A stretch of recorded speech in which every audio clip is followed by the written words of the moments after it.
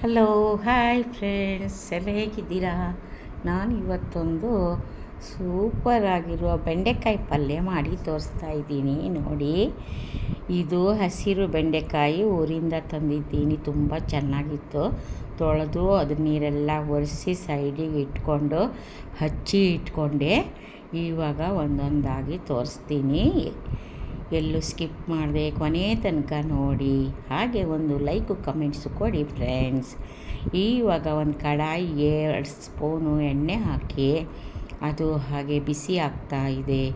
ಇವಾಗ ಉದ್ದಿನ ಬೇಳೆ, ಕಡಲೆಬೇಳೆ, ಆಮೇಲೆ ಜೀರಿಗೆ, ನಂತರ ಸಾಸಿವೆ ಇಷ್ಟ ಹಾಕ್ಬಿಟ್ಟು ಒಂಚೂರು ಅರಿಶಿನ ಪುಡಿ ಚಿಟಿಕೆ, ಹಾಗೆ ಒಂದು ದಪ್ಪ ಈರುಳ್ಳಿ ಹಚ್ಚಿ ಇಟ್ಕೊಂಡಿದ್ದೀನಿ.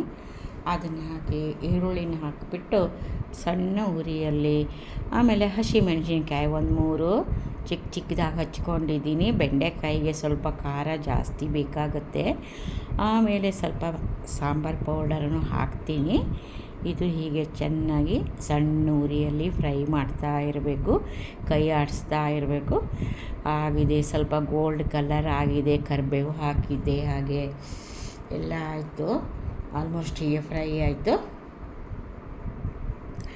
ಇವಾಗ ಬೆಂಡೆಕಾಯಿನ ಹಚ್ಚಿ ಇಟ್ಕೊಂಡಿದ್ದೀನಲ್ಲ, ಅದನ್ನು ಇವಾಗ ಫುಲ್ ಹಣ್ಣಾದಮೇಲೆ ಹಾಕ್ತೀನಿ. ಇಲ್ಲ ಫ್ರೈ, ಒಬ್ಬೊಬ್ಬರು ಬೆಂಡೆಕಾಯಿ ಪಲ್ಯನೂ ಉಪ್ಪು ಹಾಕಿದೆ ರುಚಿಗೆ ತಕ್ಕಷ್ಟು. ಆಮೇಲೆ ಬೆಂಡೆಕಾಯಿ ಹಾಕಿದ್ದೀನಿ, ಹಚ್ಚಿ ಇಟ್ಕೊಂಡಿರೋ ಬೆಂಡೆಕಾಯಿ.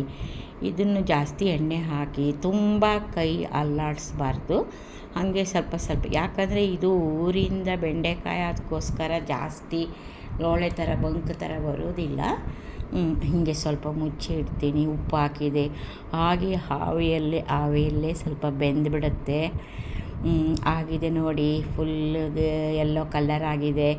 ಇವಾಗ ಟೊಮೆಟೊ 2 ಹಾಕ್ತೀನಿ, ಆದರೂ ಹುಳಿ ಸಾಕಾಗಲ್ಲ. ಒಂದೇ ಒಂದು ಅಡಿಕೆ ಗಾತ್ರದೊಂದು ಲಿಂಬೆ ಹುಣಸೆ ಹಣ್ಣು ನೀರಿಗೆ ಹಾಕಿ ಇಟ್ಕೊಂಡಿದ್ದೆ.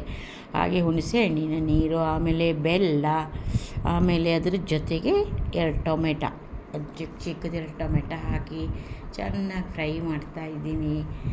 ನಿಧಾನ ಮುಚ್ಚಬೇಕು, ತುಂಬ ಬಡ ಬಡ ಅಂತ ಮುಚ್ಚಬಾರ್ದು.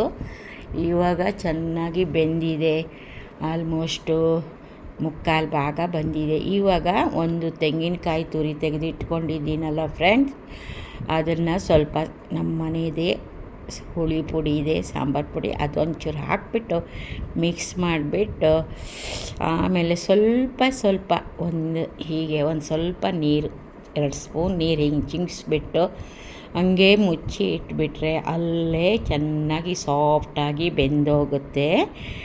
ಆಯಿತು, ಆಲ್ಮೋಸ್ಟ್ ಫುಲ್ ಬೆಂದೋಗಿದೆ. ಆಯಿತು, ಬೆಂಡೆಕಾಯಿ ಪಲ್ಯ. ರಸಮ್ ಮಾಡಿದ್ದೀನಿ, ಸೈಡಿಗೆ ಹಾಕ್ಕೊಂಡು ತಿಂದರೆ ಚೆನ್ನಾಗಿರುತ್ತೆ ಫ್ರೆಂಡ್ಸ್. ಲಾಸ್ಟಲ್ಲಿ ಸ್ವಲ್ಪ ಕೊತ್ತಂಬರಿ ಸೊಪ್ಪು ಚಿಕ್ಕದಾಗಿ ಹಚ್ಚಿ ಹಾಕಿದ್ದೀನಿ. ಆಯಿತು, ಇನ್ನೊಂದು ವೀಡಿಯೋಗಾಗಿ ಕಾಯ್ತಾ ಇರಿ. ತುಂಬ ಚೆನ್ನಾಗಿರೋ ವೀಡಿಯೋ ಹಾಕ್ತೀನಿ. ಓಕೆ, ಮತ್ತೆ ಸಿಗ್ತೀನಿ. Thank you so much.